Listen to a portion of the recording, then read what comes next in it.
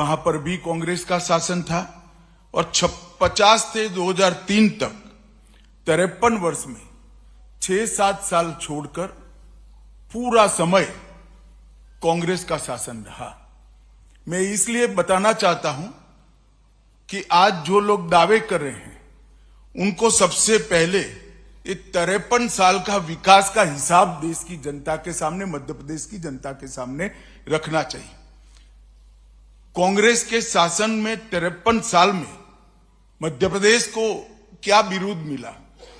तो एक बीमारू राज्य का बिरुद मिला। 1980 के दशक में एक जाने माने आर्थिक विश्लेषक श्री आशीष बोस ने राजीव गांधी जी को एक पेपर प्रस्तुत किया था। उन्होंने इसमें बीमारू शब्द का प्रयोग किया था और बीमारू शब्द का प्रयोग किया था उस उद्देश्य से किया था कि पूरे देश की ग्रोथ रेट को, विकास दर को अगर कोई 4 राज्य नीचे ला रहे हैं तो ये बीमारू राज्य ला रहे हैं। और बीमारू राज्य का शब्द प्रयोग 4 राज्यों के पहले अक्षर से लिया गया था। बिहार, संयुक्त मध्य प्रदेश जो आज का मध्य प्रदेश और छत्तीसगढ़ है, राजस्थान और उत्तर प्रदेश। ये 4 राज्य देश की विकास दर की नीचे लाने के लिए जिम्मेदार है, ऐसा आशीष बोस जी ने एक पेपर के अंदर इसको रखा था।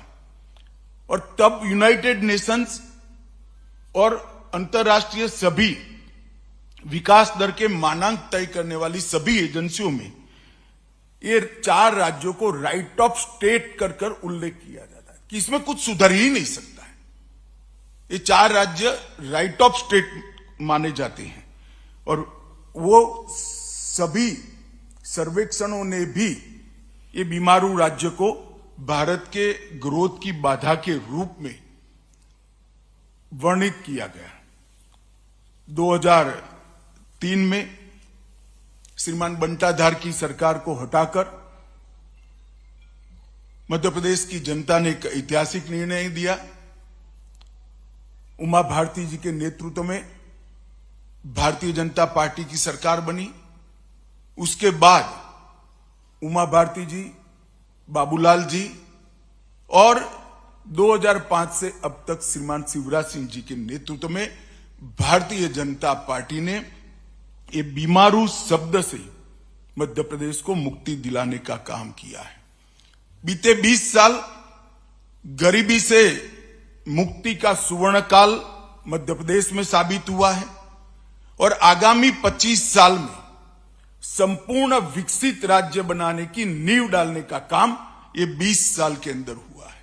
इसके साथ साथ आत्मनिर्भर मध्य प्रदेश बनाने की नींव डालने का भी काम हुआ है, चाहे स्वास्थ्य का क्षेत्र हो, औद्योगिक विकास हो, इरिगेशन का रकबा हो, कृषि विकास हो, युवाओं के लिए पढ़ाई लिखाई के सभी आयाम मध्य प्रदेश में ही उपलब्ध करने हो, अपनी स्वभाषा में मेडिकल और इंजीनियरिंग की पढ़ाई लिखाई करनी हो।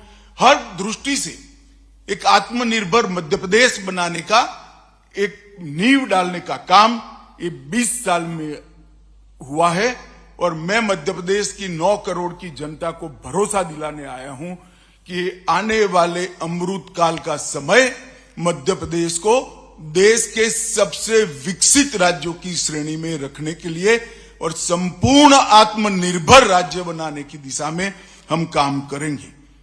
जो मध्य प्रदेश कभी बीमारू कहा जाता था उसको अब बेमिसाल विकास का राज्य कहा जाता है। जो कभी बंटाधार माना जाता था वो आज हर क्षेत्र में बुलंदियों पर खड़ा है।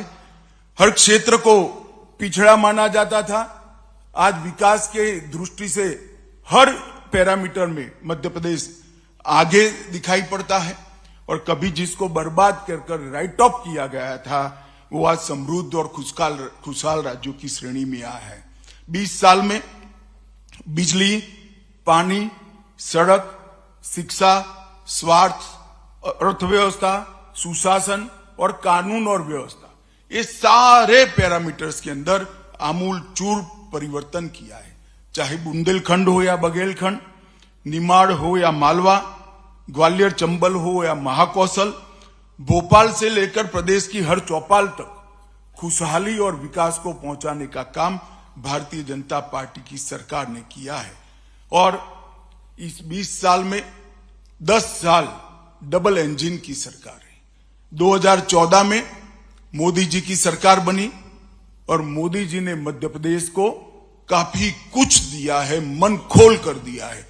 और मध्य प्रदेश की जनता ने भी मोदी जी के हर पहल का जवाब झोलियां भर भर कर वोटें देकर, सीटें देकर निभाया है। 2014 में 29 में से 27 सीटें लोकसभा की भारतीय जनता पार्टी जीती। 29 में से हम 28 सीटें जीते। और मैं विश्वास के साथ कह रहा हूं, एक सीट की कमी है। 2024 में भी वो एक सीट की कमी भी मध्य प्रदेश की जनता हम पर कृपा कर पूरी कर देगी, इसका मुझे विश्वास है।